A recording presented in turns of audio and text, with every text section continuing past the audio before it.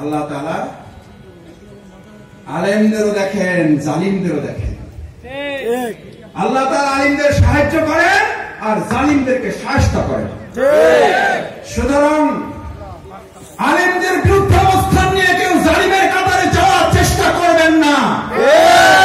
পরিণতি কারো ভালো হবে না। সে যদি শফিকুল ইসলাম মাসুদ হয়, শফিকুল ইসলাম মাসুদের পরিণতি তার চেয়ে ভয়াবহ। কারণ আলেমেরা কথা বলে জনগণের কল্যাণের জন্য, ইসলামের জন্য। আলেমদের সম্মান করতে শিখুন, নামকে বিকৃত করা থেকে বিরত থাকুন। ফ্যাসিস্টের একটা মুরাদ মনে করিয়ে দিচ্ছি, শুধু এই মাওলানা ডক্টর আজহারী হাফেজাহুল্লাহ বলেছেন, ওই যে কি একটা বলে ঠিক না ঠিক, এই কথা বলার দুই একদিনের মাথায় ওর মন্ত্রিত্ব চলে গিয়ে অপমান লাঞ্ছনার কাজ করে আল্লাহকে দাঁড় করেছেন।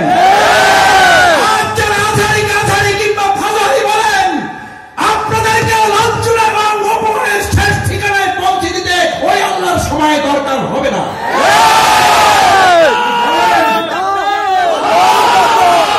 আমরা জানি না আপনারা এগুলো বুঝে না নাকি না বুঝে, নাকি সরকারের পাল্লায় পড়ে বলেন।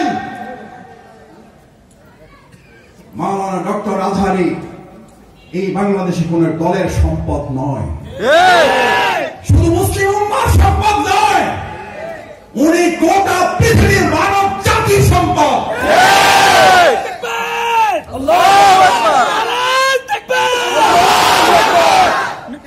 ওনাকে আপনারা বলেন একটা দলে যোগ দিয়ে দেন, আরে ভাই উনি তো একটা দলে আছে, বুঝেন না কেন? উনি তো একটা দলের কথাই বলেছে, সেই দলের নাম হচ্ছে ইসলাম। ইসলামের কথা বললে যদি কারো গায়ে আগুন জ্বলে, তাহলে বুঝতে হবে আমরা মুসলিম নামের কলঙ্ক, ইসলামের দুশমন।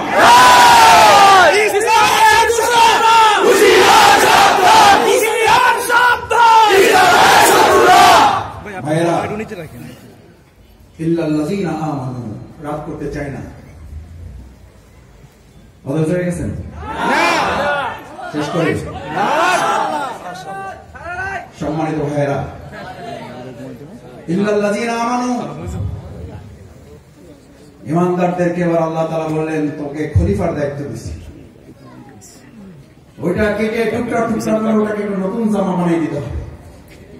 আমরা এই বাংলাদেশকে কেটে টুকরো টুকরো করে এটাকে একটা নতুন বাংলাদেশ করে দেব। এটা বাংলাদেশ জামাত ইসলামী করবে না, এটা ইসলাম করবে। ইসলাম পারে না? পারে নাই? জাহিলি মদিনাকে কি মদিনা বানাইছে? আমরাও আওয়ামী জাহিলি মদিনাকে সোনার বাংলা বানাবো। আমাদের আইএমএ জাহিলিয়াকে যে সোনার মদিনা বানিয়েছিল যে ইসলাম, মুহাম্মদ রাসূলুল্লাহ সাল্লাল্লাহু আলাইহি ওয়াসাল্লাম পৃথিবী থেকে চলে গেলেন, কেউ কেউ মনে করলেন মুহাম্মদ রাসূলুল্লাহ সাল্লাল্লাহু আলাইহি ওয়াসাল্লাম নাই।